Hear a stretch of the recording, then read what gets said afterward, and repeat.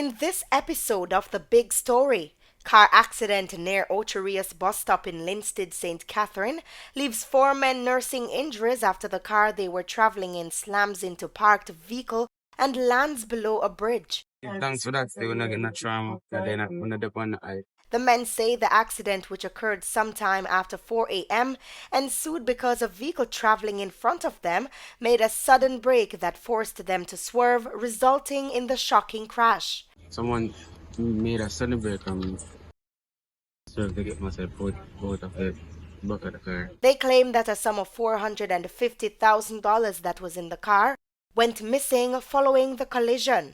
They can't find it. And they can't find it. The owner of the parked vehicle says he was hoping to have the car fixed for his daughter. But see, it's gone now. It's now to be buried.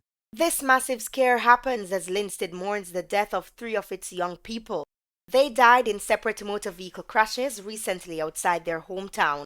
Stay with us as we go beyond the sound bites and the headlines in this The Big Story.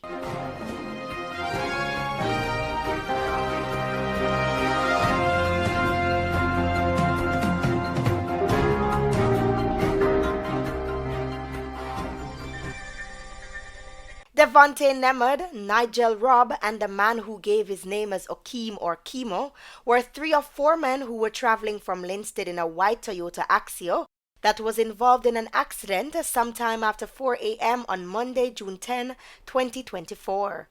The four men, who are cousins living in the same area in Jericho District, are refuting claims by some residents that they were coming from a party and were possibly intoxicated.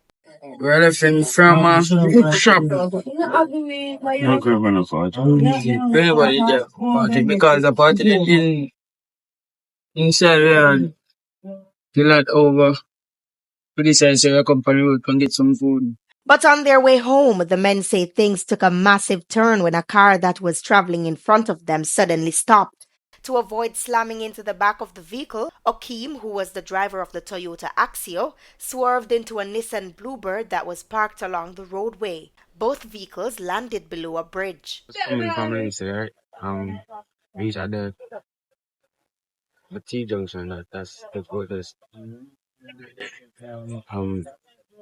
Someone made a sudden break and served to get myself both of the back of the car. Turns out when that happened, my girl, the vehicle touched some gravel. I'm just like a car spinner. Come out of car, I'm gonna go with it. The young men say upon realizing that they were below the bridge, they climbed from the vehicle through the shallow waters and struggled back to the surface. The four men were transported to the Linstead hospital where they were treated. Three were sent home. However, one man was transferred to the Spanish Town Hospital and admitted under a 24-hour observation due to a foot injury. He didn't sustain any critical injuries. He got an injury as well. That's some pity. So you're gonna experience that 24 hours. Give thanks for that. They will not get no trauma. And then I'm gonna dip on the eye. Nemad, who was sitting in the front passenger seat of the car during the accident, says that the vehicle belongs to his father. At the time he was being interviewed, he claimed that $450,000 that was in the car had gone missing. They can't find it. And then can't find it.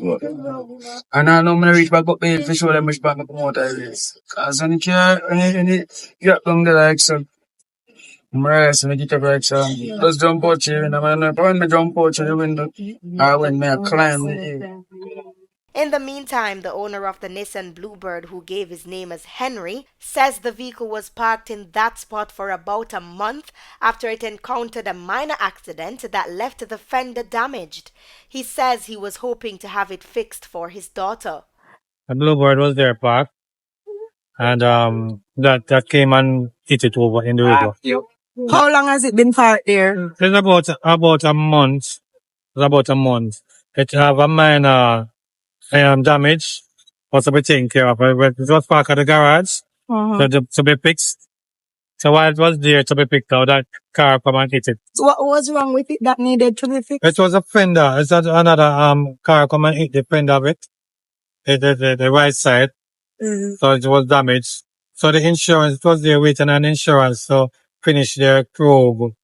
And then we would have just replaced the fender and get it going. I don't have any more, any use any at all. You know, my daughter, she was supposed to use it to travel on to work, you know, to take her to and from work. So we were hoping that it would be up and ready very quickly. But see, it's gone now. It's now to be buried. Mr. Henry says he's happy that the men made it out alive, but hopes they will take it as a lesson to drive carefully on the road. So it's unfortunate because, you know, that's why it's called accident, not on purpose. But, you know, because the guys are young, they will have some experience. Whether they learn by hearing or by experience. So I guess this is one of the experience, so they can have it to tell others about it and to give them good advice as how to proceed in life, to save themselves and to save others. In the meantime, Monday's massive scare happened as Linstead continues to mourn the death of three of its young people in separate motor vehicle crashes outside their hometown. In the first of those three accidents, 27-year-old security guard Demaro Dixon from Rose Hall District in Linstead died on April 15. Police report that on the day before Dixon died, he lost control of the motor car he was driving and collided with a roadside stall in the Bogwalk area of St. Catherine. He sustained multiple injuries and was assisted to the hospital where he died while undergoing treatment. While still trying to come to grips with Dixon's death, Linstead sank deeper into grief on Friday, May 31, 2024, when call center worker Brittany Hunter was killed by a truck on Walks Road, St. Catherine. Hunter, who was from the community of Commodore Linstead, died leaving behind her 1-year-old son. A few days later, another call center worker from Linstead, Rowana K. Stewart, suffered a similar fate.